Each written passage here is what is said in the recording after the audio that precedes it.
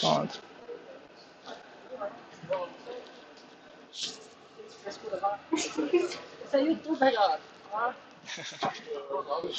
É isso aí, galera. Estamos de volta.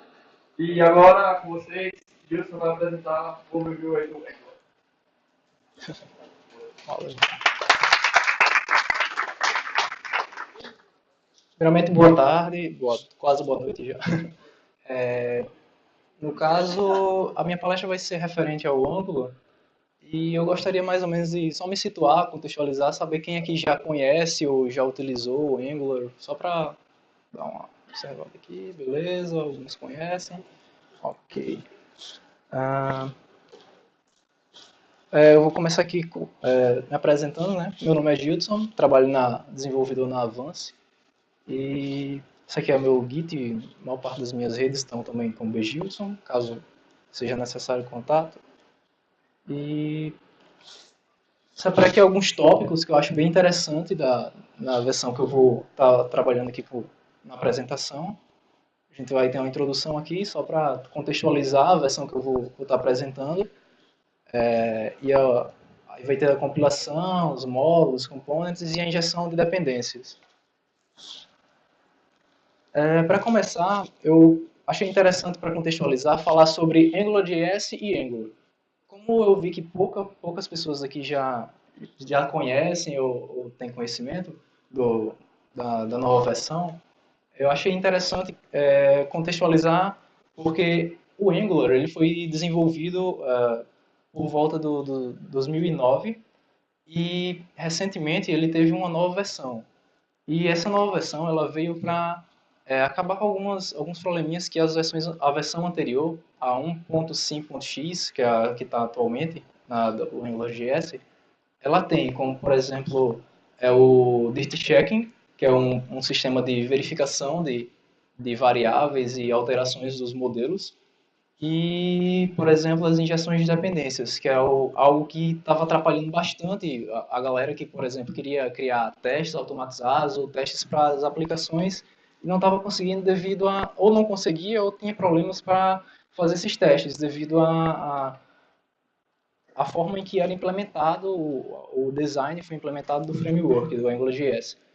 Nessa nova versão do Angular 2, ele foi todo reescrito e eles criaram novas APIs para fazer essa manipulação dos dados e das injeções de dependências dele, dos binds. Eu criei uma aplicação básica só para demonstrar, junto da palestra, alguns dos conceitos que eu vou estar trabalhando aqui, certo? A aplicação é basicamente, digamos que tem uma aplicação para fazer check-in da galera que está participando do evento, dos participantes.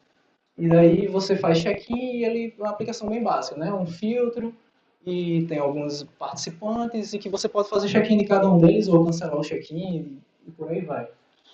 Vamos lá. Bem, começando aqui pela compilação, quando o Angular foi desenvolvido, eles, não, na época, né, o JavaScript em si, ele não tinha muitas ferramentas para você ter o que o Angular 2, a partir do 2, ele veio para solucionar. Como, por exemplo, na época que ele foi desenvolvido, os caras não tiveram a visão de que iria ter problema com relação a tanto a injeção de dependências quanto aos binds na maneira em que ele era verificado essas variáveis, os modelos em si.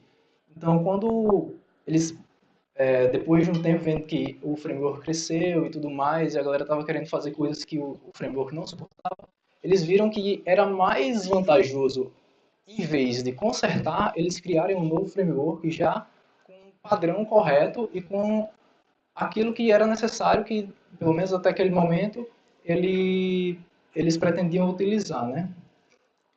Então aí eles desenvolveram um novo framework do Angular. A partir da versão 2, ele foi tudo reescrito. Atualmente ele já está na versão 4. A galera já está com um cronograma de 6 em 6 meses lançar uma nova versão. E basicamente é isso, referente à compilação aqui. Pronto. No caso, alguns desses problemas era que o quê? O compilador do AngularJS, que é a versão 1, ele fazia as análises toda no momento em que a aplicação executava, ou seja, você colocava uma variável no seu template, coisa do tipo, a verificação que era feita, ela ocorria no momento em que a sua aplicação estava executando no navegador. Então acontecia muito de, por exemplo, variáveis que você não tinha acesso nos seus modelos, e daí esse compilador era a versão JIT, na verdade, né? Em que as variáveis elas estavam lá e elas só eram identificadas no momento em que você entrava na tela ou fazia alguma interação com elas. Caso elas não estivessem lá, provavelmente poderia dar algum bug ou coisa do tipo. E aí eles viram que isso não era interessante. Na versão 2, ele também tem esse JIT, que é o compilador, que é o Just in Time. Mas eles viram que era mais interessante a implementação de um novo, que era que ele iria compilar a aplicação no momento em que você estivesse gerando os bundles da aplicação, ou seja, no momento que você está desenvolvendo a sua aplicação, você terminou de testar e tudo mais, que você vai jogar a aplicação para o ambiente de desenvolvimento, fazer o deploy, aliás, para o ambiente de produção, fazer o deploy, ele iria remover aquilo que era desnecessário, que, por exemplo, você está fazendo algum teste, uma coisa do tipo, numa página e não vai mais utilizar aquele componente. Então, eles viram que seria interessante ter uma ferramenta que removesse aquilo que você não estava utilizando, ou que você fizesse verificações de suas variáveis e coisas do tipo, que no JIT, que era o Just in Time, ele não tinha como você fazer, devido a ele só fazer essa verificação no momento em que a aplicação iniciava. Então, nesse Ahead of Time, ele faz todas essas verificações no momento em que você está gerando os pacotes da sua aplicação para fazer o deploy. Aqui eu elenquei algumas vantagens, né? Porque, por exemplo, com o JIT, ele iria incluir no seu bundle final o compilador do Angular, que não era interessante porque no JIT você tinha que enviar o compilador do framework para o front-end, lá, o client, para ele poder estar executando o Angular, a aplicação. No Ahead of Time, esse compilador ele não precisa ser enviado devido a todas as alterações ou iterações que as variáveis de classe iriam precisar eram feitas no momento em que você estaria gerando esses pacotes. Então, isso iria dar uma vantagem no final, porque você não iria precisar estar enviando o JIT, que é uma parte grande da sua aplicação, e facilitaria até de um bundle ficar menor e coisas do tipo. Um outro seria com relação aos templates. Com o Ahead of Time, como você faz os testes e tudo mais, no momento em que você está gerando os bundles, você verifica se o seu template ele está utilizando as variáveis corretas, o que ele está utilizando ele tem acesso realmente. Então, no Ahead of Time, ele faz toda essa verificação de página no template. Então você não teria problemas no momento de estar executando lá, blá, blá, blá, e pá, deu um erro. E aí você só iria descobrir no momento que você estivesse na página do erro, por exemplo. Aplicar o tree shaping, que foi o que eu comentei há pouco tempo. No JIT, você manda todo o seu pacote, todos os seus códigos para o front, e daí você pode estar mandando algum pacote que você não está mais utilizando. Digamos que você tem um pacote que faz o envio de arquivos para outro server, facilita você. Só que em um determinado momento você diz que tá, você não vou precisar mais desse pacote. Então você parou de utilizar, não está mais enviando esse pacote, mas ele ainda estaria lá, porque você esqueceu ou coisas do tipo. Então, o Ahead of Time, ele faz uma verificação do que está sendo utilizado na sua aplicação realmente. Como o compilador executa no momento que você está gerando esse bundle, então ele vai verificar, eu não estou mais utilizando determinado pacote, então eu não preciso enviar para o meu cliente, para o meu servidor, esse pacote já que eu não estou utilizando. Isso é uma outra vantagem que tanto você vai ganhar velocidade, porque não está ocupando um espaço no mapeamento interno dele, como também em questão de tamanho do seu bundle final, pois aí os pacotes que você não está mais utilizando, ele vai remover e a sua aplicação, consequentemente, vai ficar bem mais rápida. E uma outra coisa é a melhora no tempo de inicialização. como ele vai fazer uma verificação, ele vai fazer a verificação e a compilação do seu pacote, do seu componente principal. No momento em que você está gerando os seus bundles, então isso quer dizer que quando a sua aplicação chegar no cliente, lá no navegador, ela vai ter uma velocidade maior na inicialização, já que ele não vai estar compilando no momento em que ele realmente terminou de baixar lá os pacotes no navegador, ele não vai ter que iniciar ainda, compilar aquele código. Aquele código já vai estar compilado, ele apenas vai inicializar. Uma outra parte interessante no Angular 2 são os módulos. O módulo é bem parecido com o que é especificado para o ECMAScript a partir da versão 6, da versão 5, em que ele é uma unidade de distribuição e de empacotamento dos seus dados, dos seus componentes da aplicação. Isso aqui é um exemplo do módulo da aplicação que eu mostrei há pouco. No caso, ele utiliza um decorator, que é essa segunda linha aí, que começa com @ngmodel, e dentro desse decorator, ele define qual vai ser a configuração, como é que vai ser definido esse módulo, essa classe, no caso, esse app model. Aí ele tem alguns imports, declarations, providers e o bootstrap. No caso dos imports, ele trabalha com a interação, com a comunicação com outros módulos que você está utilizando nele. Por exemplo, você tem um módulo A que consome determinado provider ou um serviço que está em um módulo B. Então você vai fazer o quê? Você pode injetar esse módulo, pode importar ele no módulo da aplicação, e aí o que ele tem acesso ou está exportando desse segundo módulo, ele vai conseguir ter acesso aqui nesse primeiro, que é o app módulo. No Declarations. Declarations é onde você define os seus components e pipes que você utiliza para estar modificando o seu template. No caso aqui, eu fiz a importação, a declaração ali, dos componentes que eu estou utilizando na minha aplicação. Tem o app component, o participante filtro, participante component, o participante card e o check-in button. E os providers é onde você define os seus serviços, é onde ele registra os serviços. No caso da minha aplicação é bem simples, ele tem apenas apenas o serviço do participante, ou seja, ele apenas pega dados de participante. E o Bootstrap é onde você vai definir o seu módulo principal. Por exemplo, na minha aplicação é o App Component. Ele vai fazer um factory desse módulo, ou seja, vai criar uma função em que ele sabe como criar esse componente, basicamente. E aí eu fiz aqui uma separação de mais ou menos como é que é a aplicação. Essa daqui é a telinha da aplicação, onde basicamente essa parte que está registrada pelo azul seria o App Component, porque uma aplicação Angular ela é toda componentizada, é para ser componentizada na verdade, e ela basicamente é como uma árvore de componentes. Então, no primeiro nível da minha aplicação, eu teria meu App Component, que seria essa parte marcada como azul. Dentro do meu App Component, eu tenho o meu filtro, que está lá o nome, Participante Filtro Component. Abaixo, eu criei um Participantes Component somente para ilustrar, lá na frente vocês vão ver que eu vou criar uma espécie de árvore de mapeamento de como é que estão distribuídos os módulos. E aliás, os componentes. Nesse caso, esse segundo componente que está dentro do meu App Component seria uma lista de participantes. Aí eu tenho o meu card, cada um dos meus participantes, eles estão contidos em um card, é como ele vai renderizar os meus participantes.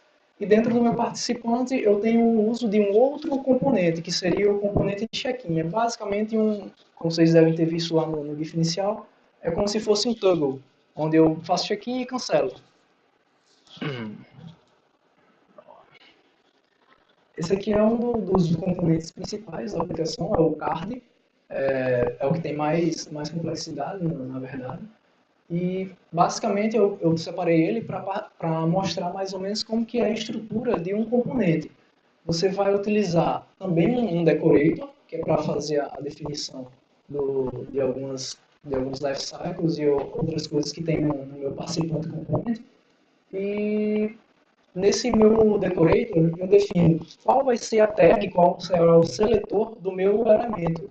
No caso, quando eu vou fazer lá o uso dele no meu template, na minha aplicação, eu vou marcar ele mais ou menos de que maneira? Menor que o nome do elemento, né? E fecho ele, no caso. Esse aí eu defino qual seria o seletor e qual seria o template para o meu componente, porque eu tanto posso definir o template integrado no meu decorator, como eu posso definir ele num arquivo separado. Nesse caso, eu coloquei integrado porque ele é bem simples, então não havia necessidade de separar ele. Até mesmo por questão de demonstração. Porque no meu template é bem básico também, é só uma imagem e algumas informações do participante e o uso daquele meu outro componente, que seria o check-in button. Aqui mais abaixo eu posso tanto definir os estilos, ou seja, o CSS que eu vou utilizar em cima desse meu componente, tanto aqui no meu decorator, quanto eu poderia também fazer num arquivo externo, também bem parecida a maneira. E aqui a definição de como é que é uma classe lá no meu Angular. No caso, eu estou fazendo uso aqui da API de input, ou seja, eu estou recebendo um participante. No momento que eu estou definindo lá o meu participante card component lá na minha tela, eu vou ter um atributo em que eu vou passar qual seria o participante que ele vai renderizar dentro desse meu componente. Então, eu faço o input dele, eu criei uma classe separada model somente para definir a estrutura do participante model. Aí eu tenho um construtor, geralmente no construtor a gente faz a injeção das dependências que a gente está utilizando, a injeção dos services. Estou utilizando apenas o serviço de participante. E o toggle do check-in, né? Quando eu clico lá no meu botão de check-in, ele faz uma ação de trocar sim, falso e verdadeiro com relação ao participante ter feito ou não o check-in. Aqui é mais ou menos como é que é a estrutura de como é que é a passagem dos dados na minha aplicação. Eu tenho o componente principal como sendo do topo e a árvore com relação ao restante dos componentes. Eu marquei apenas aqueles atributos que estão sendo utilizados de passagem. Do app component para a lista, eu estou passando participantes, eu tenho lá uma variável participantes, em que eu passo ela para renderizar cada um dos participantes. Abaixo dela, eu tenho meus participante cards, components, eu passo um participante por vez, e do card participante, eu passo somente o check-in só para fazer a iteração no toggle, para eu saber se ele está ou não marcado já. E eu tenho meus outputs. Os outputs, o input seria como atributos do meu elemento e os outputs são como eventos do meu elemento. No caso, no meu filtro, o evento que eu tenho relacionado a ele é com relação ao change, ou seja, eu criei uma funçãozinha interna lá na função change que depois de 500 milésimos de segundo, se o cara parou de digitar, ele faz uma pesquisa, para não precisar do botãozinho de pesquisa. Então o cara está lá digitando, ele não está fazendo pesquisa. Passou 500 milésimos de segundo sem ele digitar, ele vai fazer essa pesquisa, que aí ele dispararia o change. E o outro evento que eu estou utilizando também é lá dentro do meu toggle. Quando eu clico, ele manda um evento de toggle, de checked. Uma outra coisa que o decorator ele vai aplicar no meu componente seria o ciclo de vida do meu componente. Basicamente, o ciclo de vida é o quê? Quando o seu componente é renderizado, ele passa por determinados estágios e esse ciclo de vida ele faz com que você saiba aonde o seu componente está no momento. Porque, por exemplo, você quer que determinado dado seja renderizado ou baixado no momento em que o seu componente é renderizado, então ele inicia. Então você poderia utilizar, por exemplo, o init. Um outro que é bastante utilizado também é o onDestroy, ou seja, quando o seu componente parou de existir, ele foi destruído, ele vai chamar essa funçãozinha e você pode fazer iterações em cima dela. E alguns outros é o content init, o checked, e tanto do content quanto da view. E também tem o changes do meu componente. No caso, sempre que houver alguma alteração nos modelos do meu componente, ele chama essa funçãozinha. E o do checked é quando ele inicia e chegou a algum valor. Então ele chama esse life cycle do checked. Um exemplo aqui de ciclo de vida que eu utilizei na minha aplicação foi no momento em que eu inicio o filtro do meu componente. Ou seja, no momento que eu iniciei o meu componente de filtro, ele está registrando que o meu input, no momento em que ele parar de digitar o debounce time por 500 milésimos de segundo, ele vai chamar uma função, ou seja, eu estou sobrescrevendo um método que vai ser executado no momento em que ele parar de executar por 500 milésimos de segundo. No caso, eu estou chamando aqui o evento de changed. Eu estou mandando a informação, ó, o meu componente de filtro parou de digitar, então você pode fazer uma pesquisa, tal changed. Então ele vai faz o next aí. Um próximo ponto aqui seria com relação à injeção de dependências. No caso, a injeção de dependências no Angular, ela é basicamente como esse cachorrinho aí, por exemplo. Lá o meu módulo, você configurou ele que o módulo A ele tem acesso ao serviço A e B, e o módulo B tem o acesso ao serviço A. Então, no momento em que o módulo a precisar de determinado serviço, ele vai solicitar esse serviço e o framework, o Angular, ele vai saber como servir esse serviço. Isso serve em que momento? Isso serve bastante quando você está fazendo testes em que você quer, por exemplo, você tem um serviço que faz requisições a um endpoint, você tem uma REST API, e que essa API, você não vai fazer todas as requisições para ela no momento que você está fazendo o teste. O que vai acontecer então? Você cria uma classe separada que também vai tipo sobrescrever ou substituir esse serviço inicial e que você vai mocar dados nela e fazer os testes em cima dessa classe e não fazer o teste diretamente para o endpoint, para o meu serviço REST, por exemplo. Aqui seria basicamente o que eu acabei de comentar. No caso, eu criei aqui aliás, aqui não. Acho que eu tô. Então, pronto. No caso, aqui eu tenho com relação ao registro de providers. No caso, quando eu crio um serviço ou estou utilizando um serviço, que no caso aqui seria o Web Service, por exemplo, eu posso tanto registrar ele no módulo, a nível de módulo, quanto eu posso registrar ele a nível de component. Aí você pergunta, tá, beleza, eu posso registrar o meu serviço no módulo e no componente, mas quando é que eu vou utilizar ele em cada um desses pontos? Eu acho bastante interessante a visão de que você utiliza o serviço baseado no uso dele. Então, digamos, você tem um serviço que ele só vai servir para o meu toggle, ou então para o meu filter. Então, eu não preciso que todos os meus componentes que estão dentro do meu app model vejam ele ou tenham acesso a esse serviço. Então, eu especifico que o meu provider ele só é acessado pelo component. Ou não, eu tenho o meu serviço como no caso do participante, que ele é tanto acessado pelo card quanto, por exemplo, pelo app component, que é o principal, o componente inicial da aplicação. Então, eu posso fazer o registro dele dentro do meu provider do módulo.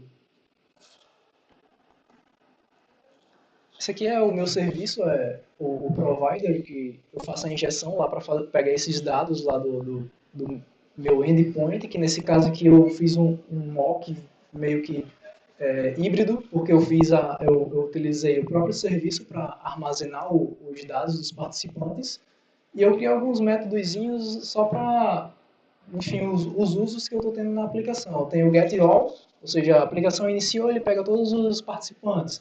Ou então pega um participante pelo ID, pega um pelo nome ou pelo documento, quando você está filtrando lá.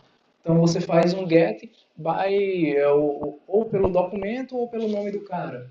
E aí tem dois métodos de fazer o check-in ou cancelar o check-in.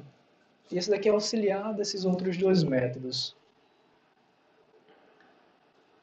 No caso, eu preparei aqui dois cenários em que um que eu não utilizo a injeção de dependências e um em que eu utilizo a injeção de dependências. No caso, o meu serviço é uma classe, ou seja, eu posso instanciar ela e utilizar ela. Porém, qual a vantagem de eu fazer a injeção de dependência no meu component?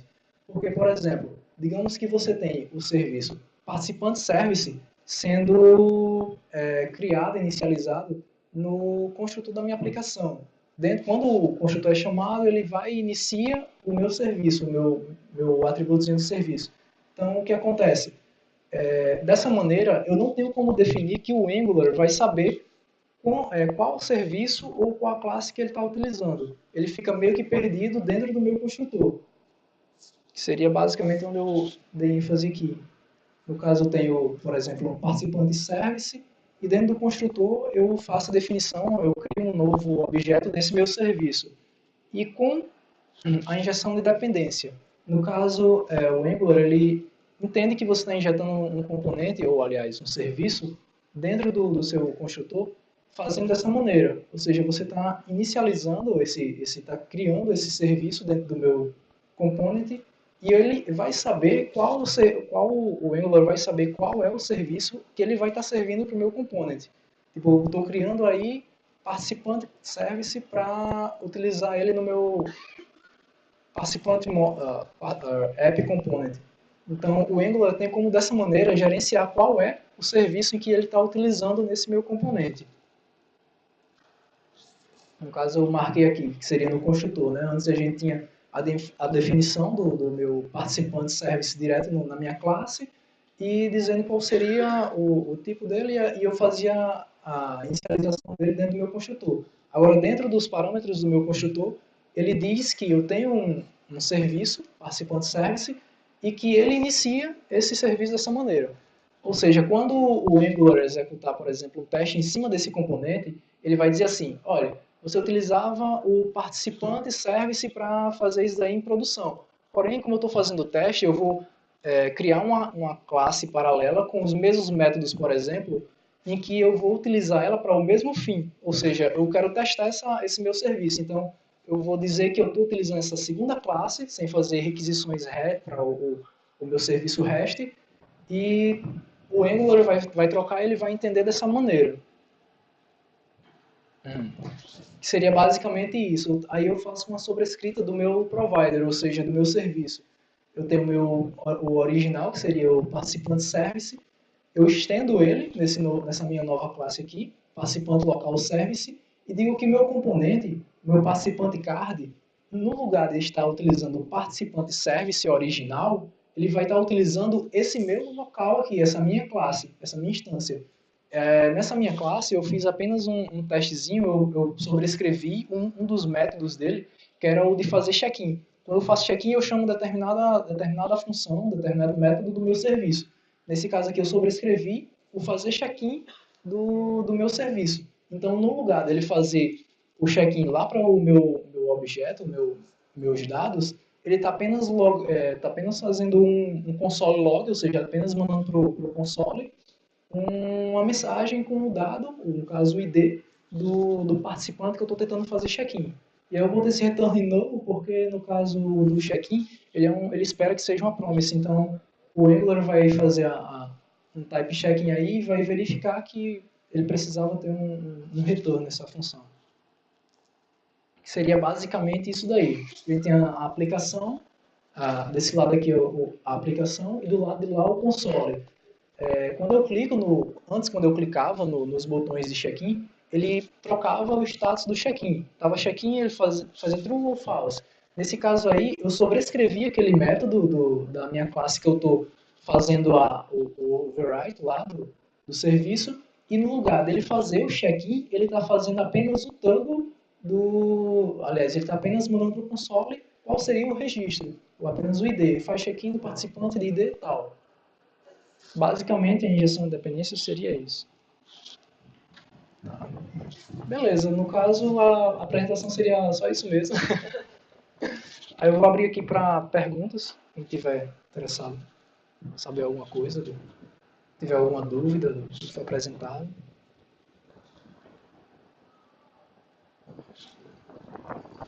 Fiz a pergunta da camisa.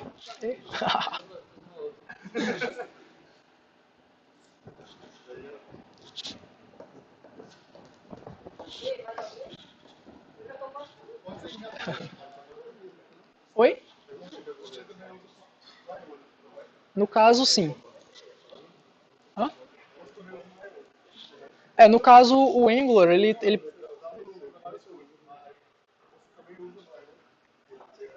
Não, se eu utilizo o Angular no Ionic, sim, eu já fiz algumas aplicações.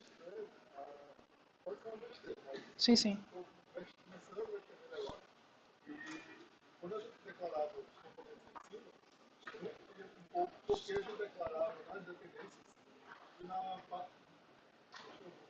Sim,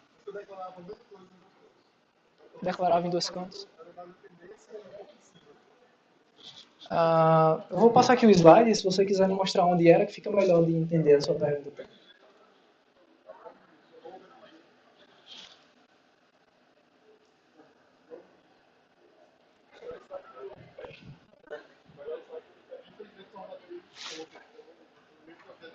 Aham.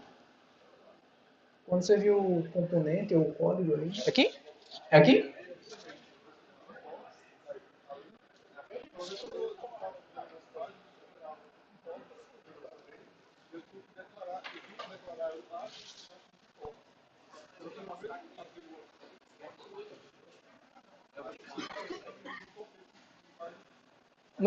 No caso, a sua declaração que você está dizendo, ela era em outro atributo, no caso, era no exports?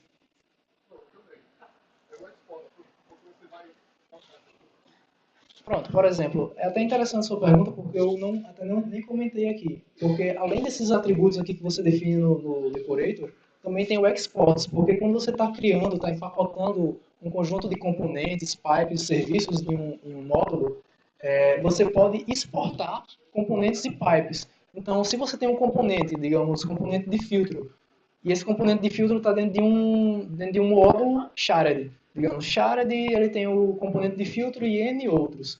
Então, você diz que as suas páginas utilizam esse componente de filtro. Então, você não tem apenas que fazer a declaração desse seu componente, você também tem que fazer o exporte para ele entender, no mapeamento dele, de que esse componente ele está sendo utilizado externamente. Então, sempre que você pegar aquele módulo que você definiu, que tem o filtro, e você fez o exporte, ele vai entender que aonde ele for consumido, por exemplo, digamos que isso aqui seria um módulo que estaria consumindo esse shared.